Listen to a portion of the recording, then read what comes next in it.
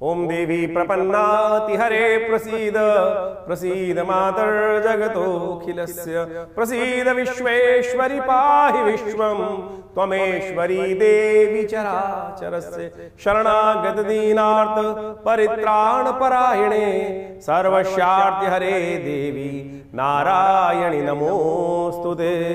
25 तारीख का दिन बुधवार का दिन है, सप्तमी तिथि उदया तिथि के रूप में विद्यमान है। 7वां नवरात्र रहेगा। आपकी राशि में कीर्ति योग बनकर तैयार हो रहा है। जो बृहस्पति के साथ चंद्रमा की युति है, ये कहीं ना कहीं लाभ और कीर्ति और कहीं ना कहीं विजय लाभ का योग बनाती दिखाई दे रही है। इस दिन सबसे बड़ा एक परिवर्तन होने जा रहा है, बड़ा शुभ परिवर्तन। शुक्र महाराज इस दिन भाग्य में जाकर विराजमान हो जाएंगे और बिल्कुल नव शक्ति के साथ विराजमान होंगे। ये नव शक्ति जो है बिल्कुल बड़ी कोमलता से आपके लिए सुख भी देगी, भाग्य में देगी, रिलेशनशिप्स में नया जान लाने के योग बनाएगी और कहीं ना कहीं घर के सुखों को भी बढ़ाने के योग बनाती दिखाई दे रही है। ये सबसे बढ़िया परिवर्तन आपके लिए हो रहा है। और ऐसे में ध्यान रखना, नज़र से बच के रहना। कई बार सुख आने के योग बनते हैं, परिवर्तन करने के योग बनते हैं, तो हम कुछ ज़्यादा पंप एंड शो कर देते हैं। और वो पंप एंड शो क्या होता है, कहीं ना कहीं लोगों को फंसा देता है नज़र के दोष में। तो कहीं ना कहीं उस नज़र के दोष से बचने के लिए हो सके तो भगवती का काला धागा धारण करो। कालरात्रि का स्तवन करके, भगवती कालरात्रि का स्तवन करके, जो सर्वा बाधा प्रशमनम त्रैलोक्य अखिलेश्वरी एवमेव त्वया कार्यम अस्मद्वैरी विनाशनम, इस मंत्र से जो काला धागा सिद्ध बनाया जाता है, पहना जाता है, वो संपूर्ण रूप से कष्टों को दूर करने का योग बनाता है। तो इसलिए इस मंत्र का प्रभाव से सिद्ध करा हुआ काला धागा स्वयं भी पहन सकते हैं और उसको आप धारण भी करें, किसी ब्राह्मण से बनवा कर सिद्ध करवा कर धारण करें। नहीं तो हमारे आश्रम से आप मंगा सकते हैं। विवेकानंद योगाश्रम से भी ये काला धागा सिद्ध करा हुआ सर्वाबाधा मंत्र से बनता है और विशेष तौर पर नवरात्रों में इसकी विशेष सिद्धि की जाती है। और ये काला धागा धारण अवश्य करना चाहिए। नहीं तो छोटे बच्चे देखें, खाना ही नहीं खाते, रोए चले जा रहे हैं। किसी ने कह दिया गलती से, अरे बड़ा सुंदर बच्चा है, बस लग गई नज़र। और आपका घर आपने नया बनाया, कहीं ना कहीं घर को लग गई नज़र। व्यवसाय में आपने बता दिया बड़ा सुंदर है, भगवान की कृपा है, आनंद चल रहा है, बस लग गई नज़र। तो इस भगवती काल जो नवरात्र का 7वां दिवस होता है, भगवती की कालरात्रि का स्तवन कर कर उस दिन यदि काले धागे को सिद्ध कर कर अपने घर में, व्यवसाय में, गाड़ी में किसी न किसी रूप में बांध ले, तो देखिए उससे व्यक्ति को भी बचता है, कष्ट भी दूर होते हैं और नज़र का दोष भी दूर हो जाता है। काले धागे का इतना लाभ शास्त्र में बताया गया है। तो सिंह राशि वालों, 26 तारीख को बृहस्पतिवार का अवसर है, महाअष्टमी का योग है और साथ साथ ग्रह नक्षत्रों के दृष्टिकोण से आपकी राशि में तो इस वक्त कीर्ति का योग बनाए हुआ है। और ये कीर्ति का योग आपकी राशि में कहीं ना कहीं बड़ा कल्याणकारी स्थिति उत्पन्न करता दिखाई दे रहा है। इस दिन मंगल का भी उदय होने का योग बन गया है और ये मंगल का उदय होना आपकी राशि के दृष्टिकोण से कई दिनों से चल रहे अस्त जो मंगल है, वो बिल्कुल परिवर्तन का नया योग लेकर आपके समक्ष उपस्थित है। नई हिम्मत जगाने वाले हैं और आपके प्रभाव को, पर्सनालिटी में 4 चांद लगाने के योग बनते दिखाई दे रहे हैं। लेकिन ध्यान रखना कि ये अननेसेसरी के झगड़े भी पलट सकते हैं। मंगल जब उदय होता है और कहीं ना कहीं काफ़ी लंबे समय बाद उदय होता है, तो जिस प्रकार से आपकी राशि में योग बना रहा है, वो कहीं ना कहीं बेकार के झगड़े भी आपके गले में डाल सकता है। ऐसे में हनुमान जी के मंदिर में जाकर थोड़ा बूंदी का या जलेबी का भोग अवश्य लगा देना। इस दिन अशोक अष्टमी है, इस दिन राम नवमी का पर्व भी पड़ रहा है। और ये रामनवमी का पर्व इसलिए पड़ रहा है इस दिन, विशेष तौर पर लोगों के मन में भ्रांति है कि नवमी और अष्टमी में कई बार चिंता दिखती है, महाअष्टमी के दिन नवमी पड़ गई है, क्योंकि अगले दिन जो नवमी का योग पड़ रहा है वो मध्याह्न काल में नवमी नहीं है, पहले दिन ही समाप्त हो जाएगी। तो इस दिन महानवमी का योग तो इस दिन रहेगा। अन्नपूर्णा जयंती भी इस दिन है, तो इसके अनुसार से आप कार्य करने का प्रयास कीजिए। बहुत सुंदर योग आपकी राशि में बनकर तैयार हो रहा है। इसका लाभ लेते हुए कार्य करेंगे तो आपके लिए कल्याणकारी योग बने। कन्या पूजन अवश्य करें इस दिन। कन्या पूजन कर उनका आशीर्वाद लेना आपकी राशि के दृष्टिकोण से बहुत श्रेष्ठ रहेगा। 27 तारीख का दिन शुक्रवार का अवसर है, नौमी तिथि विद्यमान है और साथ साथ ग्रह नक्षत्रों का परिवर्तन का योग जो बन रहा है, वो कहीं ना कहीं थोड़ा खर्चा बढ़ाता दिखाई दे रहा है। अननेसेसरी के जुर्माने थोड़े हो सकते हैं, इसलिए जो भी कार्य करें नियम के अनुसार से करने का प्रयास करें। नियम से बाहर जाकर कहीं ना कहीं फंसना आपकी राशि के दृष्टिकोण से थोड़ा कष्टकारी हो सकता है। इस दिन विशेष तौर पर ग्रह नक्षत्रों के दृष्टिकोण से महानवमी का अवसर है। महानवमी भगवती दुर्गा की आराधना करने का अवसर माना जाता है। रामनवमी एक दिन पहले हो चुकी है और जो विशेष तौर पर रामनवमी के बाद महानवमी जो है वो इसी तिथि मानी जाएगी। कई बार लोगों के मन में भ्रांति है कि सुबह कुछ देर तक नवमी रहेगी, तो रात्रि में महानवमी रात्रि के समय में ही जिस दिन नवमी हो उसी दिन महानवमी का सुंदर योग बनता है। तो इस दिन नौमी उदया तिथि के रूप में विद्यमान है, लेकिन जो तिथि आप समझें उदया तिथि के रूप में विद्यमान होने के कारण से पूरे दिन महानवमी का योग बना रहेगा। तो दुर्गा सप्तशती का जो अनुष्ठान चल रहे हैं उसी दिन रूप से पूजनी चाहिए। भारतीय संस्कृति में बहुत सारी भ्रांति है, कई लोग अष्टमी पूज लेते हैं, कई लोग सप्तमी पूज लेते हैं और परिपाटी चल जाती है, लेकिन है नवरात्र, अष्टरात्र नहीं है। 9 दिन पूजन करने का अवसर है। इसी दिन भगवती का सुंदर रूप से महागौरी का आराधना करने का अवसर है, सिद्धिदात्री भगवती की आराधना करने का अवसर है और इस दिन भगवती की आराधना कर कर संपूर्ण मनोरथों को सिद्ध करने का योग बनता है। 27 तारीख को महानवमी का सुंदर पर्व है। जैसा हमने कहा, विवेकानंद योगाश्रम में नवमी के माँ भगवती का सुंदर श्री विग्रह विराजमान है, जो 1947 में मुल्तान से 500 साल पुरानी प्रतिमा भगवती की हमारे आश्रम पे पदार्पण करी। पत्थर चल के स्वयं आते हैं। सोचिए, माँ भगवती का स्वयं पदार्पण कहाँ, मुल्तान से किस प्रकार की स्थिति से निकाल कर लाई गई मूर्ति भगवती की, सिद्ध मूर्ति भगवती की, और वहाँ आज ये विवेकानंद योगाश्रम में प्रतिष्ठित है दिल्ली में, और उनके अलौकिक दर्शन करने का सुंदर योग है। कहा जाता है महानवमी के दिन जो इनका दर्शन करते हैं, इनके समक्ष बैठ के यज्ञ करते हैं, उनके जीवन में समस्त विघ्नों को दूर करने का आशीर्वाद माँ भगवती से स्वयं मिल जाता है। तो आइए इस महानवमी के अवसर पर आप स्वयं यज्ञ में सम्मिलित हों। शाम को 5 बजे से यज्ञ पूजन आरंभ होगा, भंडारा रहेगा विशाल, और माँ भगवती की कृपा से समस्त अनिष्टों को दूर करने का योग अद्भुत रूप से बन जाता है। ये दिव्य भगवती का श्री विग्रह जो विवेकानंद योगाश्रम में विराजमान है, यहाँ पर नित्य करीब करीब 8 घंटे का यज्ञ चलता है और संपूर्ण दुर्गा सप्तशती में सहस्त्र चंडी का कार्यक्रम भी लगा रहता है। इस बार करीब करीब 1000 पाठ, जी हाँ, करीब करीब 1000 से ज़्यादा पाठ यहाँ किए गए यज्ञ के यज्ञात्मक तौर पर, और उसका अद्भुत प्रभाव है। कम से कम पूर्णाहुति पर आप सब यदि उसी यज्ञ में आकर आहुति देंगे तो उस यज्ञ के महान पुण्य के आप विशेष तौर पर सहायक बन पाएंगे, उसी का पुण्य आपको प्राप्त करने के योग बन जाते हैं। वैसे तो शास्त्र कहता है अनाहुतु अध्वर ब्रजेत, यज्ञ में तो बिना बुलाए भी जाना चाहिए। हम तो आपको सादर आमंत्रित कर रहे हैं माँ भगवती के इस सुंदर कार्यक्रम में, जिसमें माँ भगवती का सुंदर दर्शन भी आपको मिलेगा और यज्ञ में सम्मिलित होने का अवसर मिल रहा है। दुर्गा सप्तशती के संपूर्ण 700 मंत्रों का यज्ञ पूर्ण रूप से जो पूर्ण नवरात्र चला है, उसमें कम से कम पूर्णाहुति के दिन पर आप सब परिवार अवश्य बैठने का प्रयास कीजिए। माँ भगवती का एक बार हल्का सानिध्य लेने का प्रयास तो कीजिए और देखिएगा माँ भगवती की कृपा से अपने आप ऐसी ऐसी घटनाएं हमने आश्रम में देखी हैं जो अद्भुत रूप से कही जाती हैं। आप मान के चले माँ भगवती की कृपा से कैसे कैसे कष्ट लोगों के जीवन में दूर हुए हैं। आप सब उनके अनुभव भी यहाँ साझा कर सकते हैं, आके देख सकते हैं। उनके दर्शन स्वयं ही सब कुछ कहते हैं। आपको कहने की आवश्यकता, किसी को जब बहुत ज़्यादा कहने की आवश्यकता नहीं पड़ेगी, लेकिन माँ भगवती का प्रताप गाने का योग है।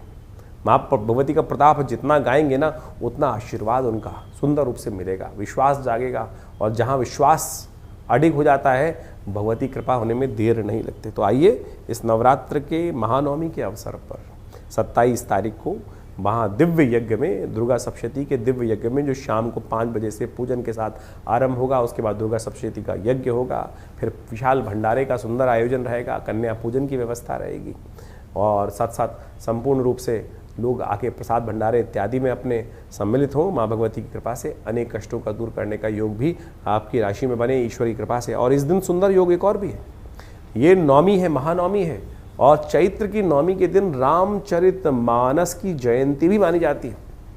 तुलसी बाबा ने इसी योग में आज से 500 साल पहले जब रामचरितमानस लिखनी जयंती मानी आरंभ करी, तो वही योग था, वही बिल्कुल ग्रह थे जैसे भगवान राम की जन्मपत्री में थे। जी हाँ, जैसे भगवान राम की जन्मपत्री में योग बने हुए, कहा जाता है उस दिन रामचरितमानस जब जयंती के रूप में बनी तो वही ग्रहों का योग था। तो ये बड़ा सुंदर योग है, इसलिए बड़े हर्षोल्लास से लोग ध्यान नहीं कर पाते। जो तुलसी बाबा ने घर घर में रामचरितमानस पहुँचाई, तो वो इसी सुंदर योग से आरंभ होकर आज घर घर में उस रामचरितमानस का पाठ किया जाता है, राम को अपने जीवन में उतारने का प्रयास किया जाता है। ये तारक मंत्र जो है, केवल राम नाम जो है वो तारक मंत्र है, और इस संसार में इससे बड़ा कोई मंत्र नहीं हो सकता।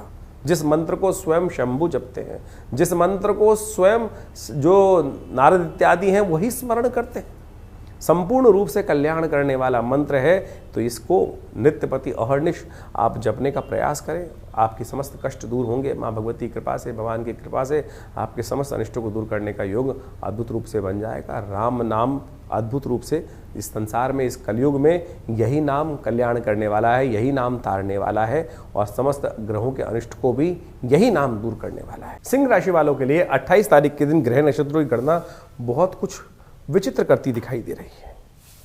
शनिवार का दिवस है, दशमी तिथि विद्यमान है, नवरात्र समाप्त हो चुके हैं, धर्मराज दशमी का इस दिन सुंदर योग है। ग्रह नक्षत्रों के दृष्टिकोण से देखा जाए तो बहुत सोच समझकर आगे बढ़ने की जरूरत है। हल्की सी गलती भारी पड़ सकती है, इस बात का ग्रह नक्षत्रों का एक इशारा आपकी तरफ आता दिखाई दे रहा है। तो इसलिए जो भी करें सोच समझ के काम करें। जल्दी का काम शैतान का होता है, इस बात का ध्यान रखते हुए कार्य करने की आवश्यकता है। मंगल उदय हो चुके हैं और ध्यान रखना छोटा सा बवाल भारी पड़ सकता है। आउट ऑफ द वे जाकर लोगों की हेल्प करने के चक्कर में न फंसें, अन्यथा आपका नुकसान होने के योग इस वक्त ग्रह नक्षत्र दिखाते हैं। शनि को मनाते चलें। इस वक्त शनि महाराज का आपकी राशि के दृष्टिकोण से ढैया का योग चल रहा है, तो इसलिए हनुमान चालीसा का पाठ करना या पीपल के पेड़ के नीचे जाकर एक तेल का दीपक जलाना आपके लिए सबसे श्रेष्ठ रहेगा।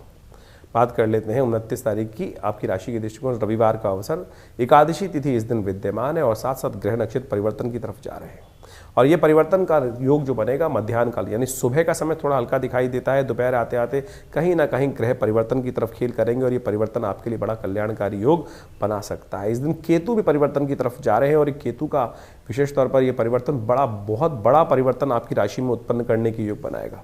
ध्यान रखना, आपकी राशि के दृष्टिकोण से इस वक्त जो योग बन रहे हैं वो कहीं ना कहीं आपके रिलेशन में, आपके पिता के संबंध में थोड़ा सा कहीं ना कहीं उन पर भारी पड़ता दिखाई दे रहा है। आज्ञा मानने का प्रयास करें।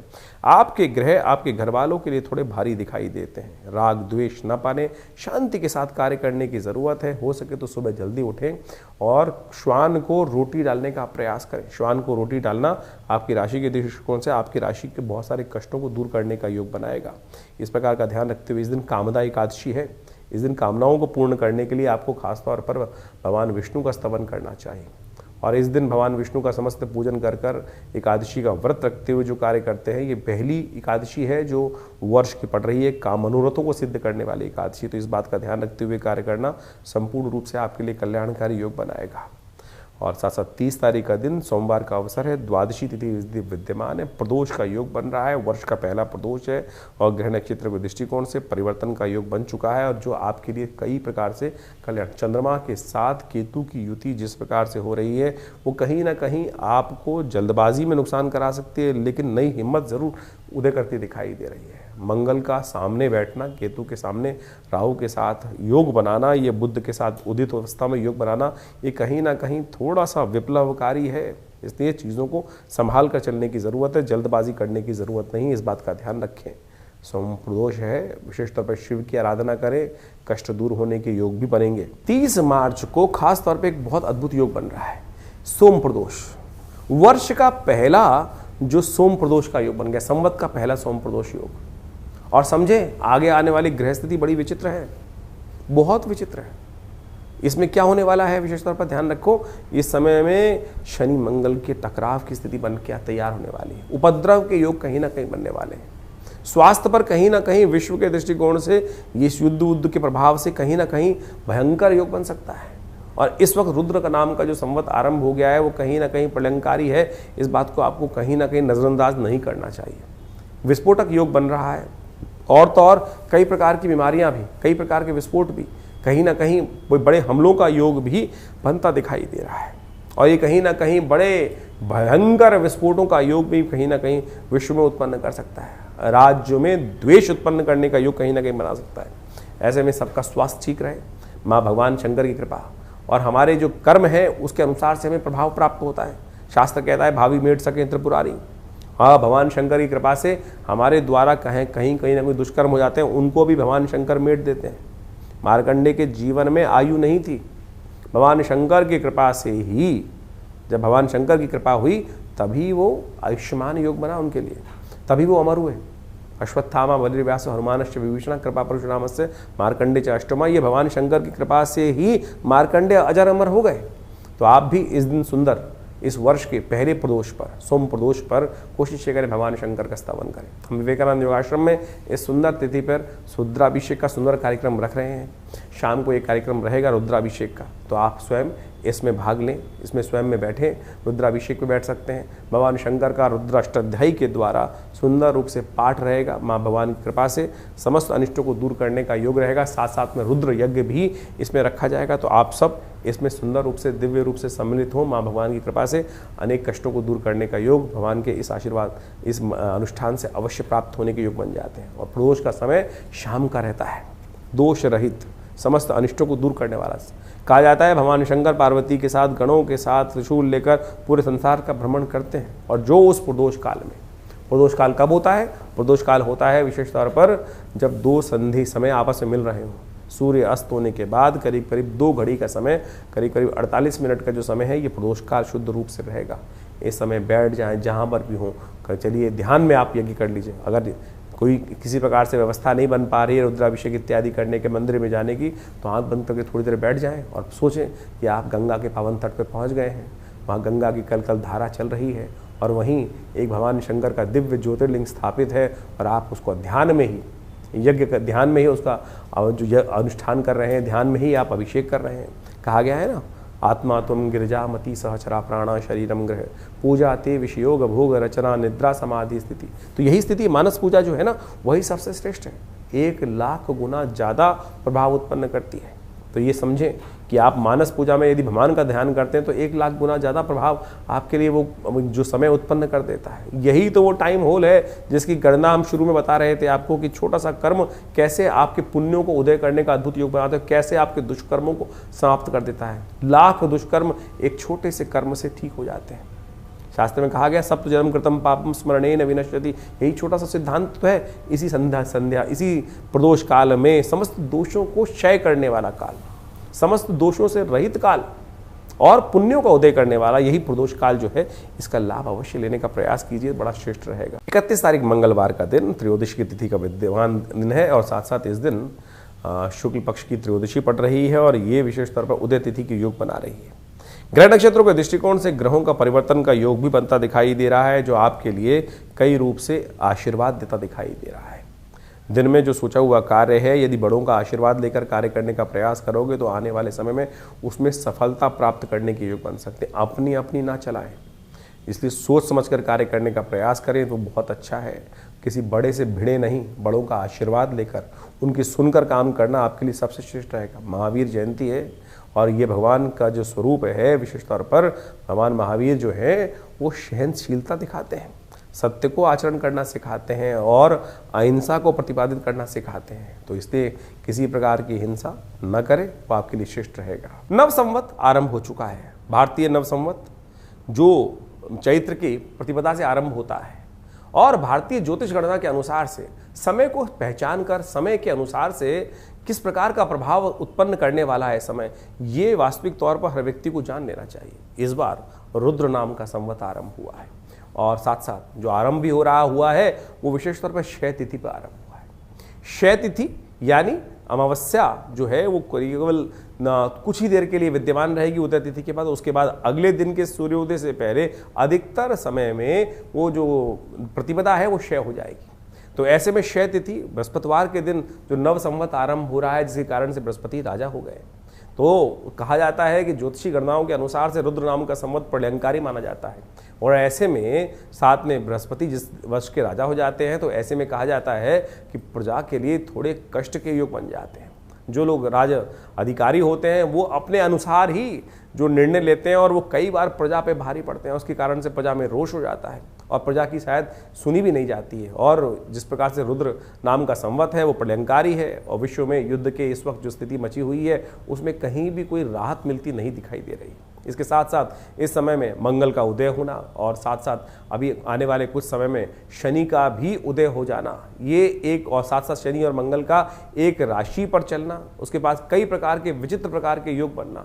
शनि और विशेष तौर पे आप समझें सूर्य एक साथ चल रहे हैं, मंगल राहु बुध की युति चल रही है, ये कहीं ना कहीं विश्व में कष्ट देने के योग साफ साफ बनाती दिखाई दे रही है। और इसमें जिस प्रकार की भयावह स्थिति दिखाई देती है पूरे, और इस बृहस्पतिवार जो चैत्र का महीना है इसमें जो योग बन रहा है, 5 बृहस्पतिवार का भी योग बन रहा है, ये कहीं ना कहीं प्रजा को कहीं ना कहीं कष्ट प्राप्ति के संकेत मिलते हैं। और राज्य लोगों को, जो राज्य अधिकारी लोग हैं, राजा लोग हैं, जो कहीं ना कहीं हर देश के कहीं ना कहीं राजा बने हुए हैं, उन सबको भी इस बात को समझना चाहिए। आजकल अहंकार हर व्यक्ति के ऊपर इस प्रकार से आच्छादित हो गया है, वो केवल अपनी अपनी सोच रहे हैं, अपने अहंकार की पूर्ति करने की तरफ चले जा रहे हैं। ये समय का प्रभाव है। हर देश का जो प्रणेता है, जो राजनेता अपने आप को बना हुआ है, वो कहीं ना कहीं इसी प्रकार की स्थिति में चल रहा है और वो प्रजा की सोच भी नहीं रहे हैं। अपने अहंकार के अंदर जिस प्रकार की आहुतियाँ उपस्थित करते चले जा रहे हैं, उसके कारण से पूरे विश्व की प्रजा को कहीं ना कहीं किसी न किसी प्रकार से कष्ट झेलना पड़ता दिखाई दे रहा है। यह रुद्र नाम के संवत का प्रभाव भी इसी प्रकार का ही है।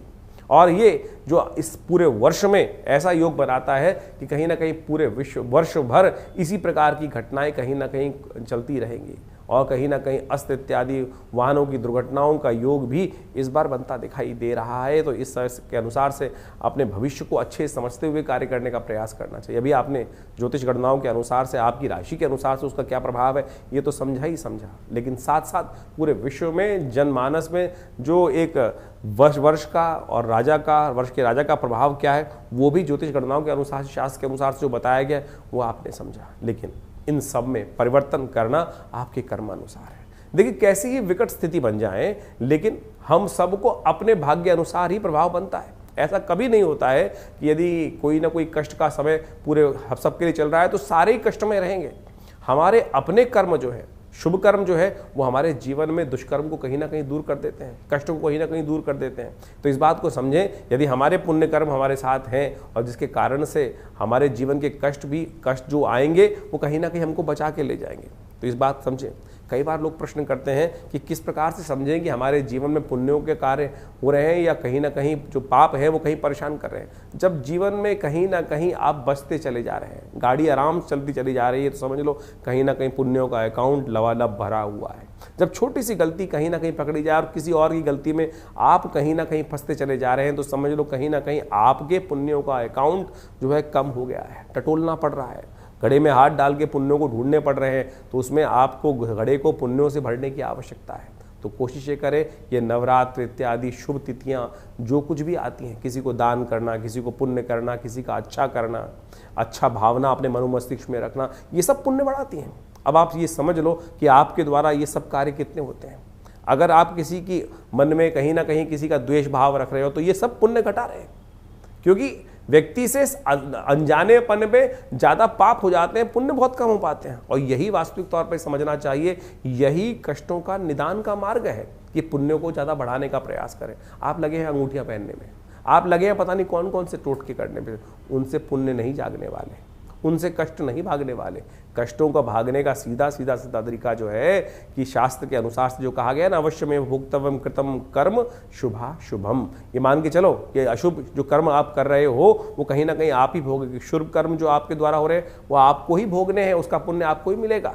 तो इसलिए कोशिश करें, किसी गरीब व्यक्ति की सेवा, किसी को अन्न का दान, कहीं ना कहीं किसी की सेवा किसी प्रकार से हो जाए, मन से पवित्र भाव से सोच लेना, वही पुण्य को बढ़ाने वाला है। तो इस प्रकार से जो कुछ शास्त्र के दृष्टिकोण से हम समय समय पर कई प्रकार के पुण्य कार्य करने के लिए आपको समझाते रहते हैं, उद्धृत करते रहते हैं, चाहे वो यज्ञ इत्यादि हो, चाहे गौ सेवा का कार्य हो, चाहे वो किसी बीमार की सेवा करने का कार्य हो, किसी को दवाई देने का कार्य हो, किसी का विवाह में सहयोग करने का कार्य हो। यही वास्तविक तौर पर आपको जो सेवा भाव से रखना है, मन में सरलता रखनी है, मन में किसी के प्रति राग द्वेष नहीं रखना है, यही आप यदि समझ लो तभी पुण्य जागेंगे, तो तभी कष्टों से रक्षा होने का कोई ना कोई मार्ग बचेगा। तो जितने भी हम इस कार्यक्रम के माध्यम से आपके साथ जो भी बात कराते हैं, आम तौर पे जनरल तौर पे हम जो भी बता रहे हैं, हर जो उत्सवों के अनुसार से कुछ ना कुछ दान ही बताते हैं, तप ही बताते हैं, आपको यज्ञ करना ही बताते हैं, परमात्मा की सेवा ही करना बताते हैं। तो उसी को करते रहेंगे तो बहुत अच्छा रहेगा। सेवा भाव अपने मन में जगाए रखें, और जो जो समय समय पर ये मुहूर्त आते हैं, इस बात को समझ लीजिए सही रूप से। ये जो मुहूर्त आते हैं ना, ये मुहूर्त हैं क्या?